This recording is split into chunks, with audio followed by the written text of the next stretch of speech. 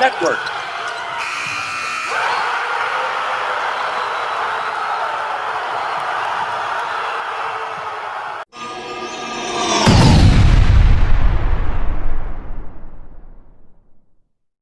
Hey, welcome back to the Missouri Sports Network here on High School Game Day, MissouriSportsNetwork.com, where everyone has a home field advantage. Presented by Liuna Laborers Local 663, who remind us to drive safely in those work zones.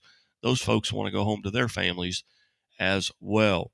Well, continuing our march around the state here with high school football state championships going on this weekend, we welcome to the show Seneca Indians head football coach Cody Hilburn. Coach, thanks so much for your opportunity to visit with you. Yeah, thanks for having me. First off, let's go back to last week's game here in the semifinal with St. Pius X, 41-17 victory. Kind of tell us a little bit about that game. Yeah,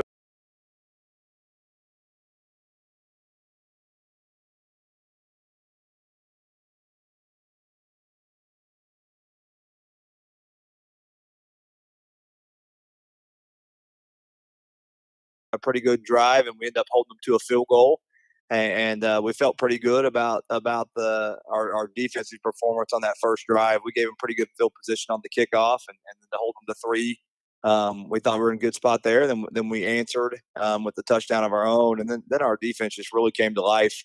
I thought our defense played extremely well, and we shut down their running game, which I think is what they want to do first, and kind of made them one dimensional, and was able to keep 2 safeties over the top of some talented receivers, and our defense just kept giving the ball back to our offense, and our offense kept executing.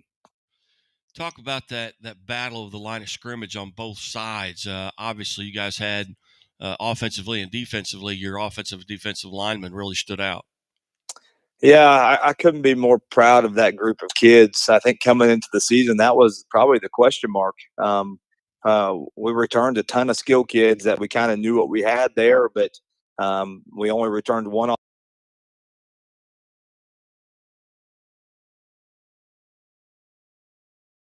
starters, and I can honestly say that they've gotten better every single week throughout the season. I think they're playing at a high level right now.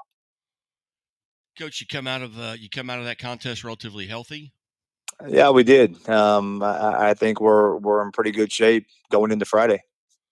As you look at the preparation, this week, obviously there are things that you can prepare for when you're talking about your opponent. Maybe a couple of things that may be more difficult to prepare for. One is the weather's not going to be real good.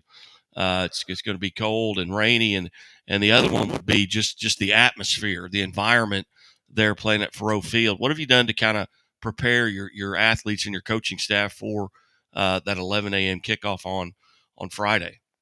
Well, it's definitely different. We just made we put out an itinerary early in the week, so our kids aren't gonna be caught off guard by anything. We've kind of laid out what the day looks like, and what the travel looks like, and they can mentally prepare for that. And then as far as the weather goes, we talk a lot in the off season throughout the season on being built to play when the weather gets bad, and that's who we are. We're a run first offense, and a defense that wants to stop the run, and hopefully that plays come late November, early December. Now, as you look at Central Park Hills on film, and I'm sure you've had extensive time to look at that, what stands out about you? What impresses you about their team? They're just so athletic at so many different positions, and it starts with their quarterback, tremendous athlete that can throw the ball, but then can scramble around and beat you with his legs as well. And then what really jumps is the amount of depth that they have at receiver. They've got 4 kids that can just go get it. They got 4 kids that are as good as any receiver we've seen all year. And normally in Class 3, you see an opponent that's got 1 to 2 really, really good guys, and I think they have 4 really good guys. So it'll definitely present a tough matchup for our defense. Yeah, I'm looking and I visited with Coach Schweiss earlier in the season at following that Potosi game where he lost some key athletes to injury and lost. Then he lost 3 in a row. His only 3 losses of the season. Are those guys back and healthy as far as you know? Yeah, they are all back, and I think you can see when they came back just by looking at their scores. And right after that 3-game losing streak, they got all those guys back, and they just continue to get better. And every week on film that we see them, they look like a better football team. We've talked about this throughout the season a couple different times with a couple different folks there in the Big 8 conference, but that Big 8 conference just prepares you for postseason, and has continued to do that for the likes of yourselves. Lamar is still playing. Nevada had a little bit of a run. That conference is just a gauntlet every night. Yeah, it's extremely tough, and as you're going through it, our goal was never in our conference was never to go undefeated. We never have that on the goal board.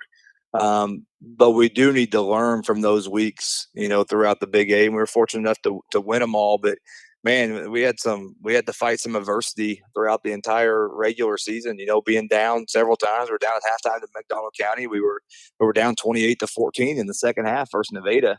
But the thing that stands out the most is just the physicality in the conference. And you have to play extremely physical football week in and week out. You can get out of the conference somewhat healthy.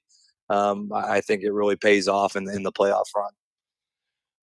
Are you guys relatively healthy?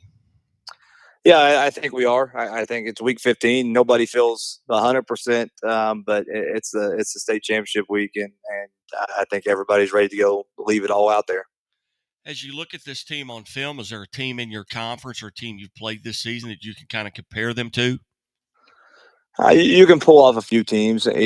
Mount Vernon, presented some of the 4 wide empty sets, and the same way with the Reed Springs, and kind of the quarterback play. The quarterback from Reed Springs could beat you with his legs or his arm, and so we could pull off those 2 games a little bit. But I think the thing that just continues to stand out with this team is just the depth they have at receiver.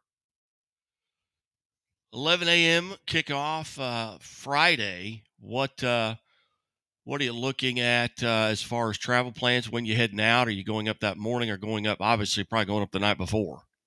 Yeah, we are going to on Thursday have our kids get let out of school a little bit early so we can start our practice around 12:30, and then we are going to try to get on the road at 2:45 and drive halfway and stop in Lebanon and have our team dinner, and then try to arrive at our hotel around 8 or 8:15, just long enough to have one more team meeting and do bed checks and get them bedded down and ready to go for Friday.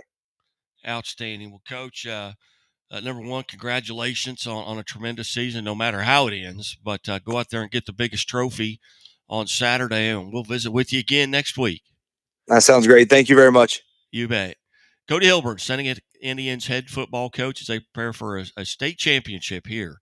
And you heard it here on the Missouri Sports Network. Back after this.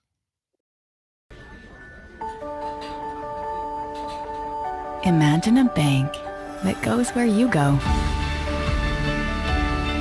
creating seamless solutions for every step in your financial journey, allowing you to manage your money the way you want to, with a banking relationship that makes every day extraordinary. Imagine a world full of possibilities, always within reach. Central Bank. We do banking better. The Walnut Street Inn is located in the heart of Springfield on historic Walnut Street, just blocks away from the Missouri State Campus, Hammons Field, Great Southern Arena, and downtown Springfield. The Walnut Street Inn features newly remodeled rooms, breakfast served daily, and a friendly, accommodating staff. The Walnut Street Inn is also a great venue for private events. Book your stay or get more information at walnutstreetinn.com or call 417-864-6346.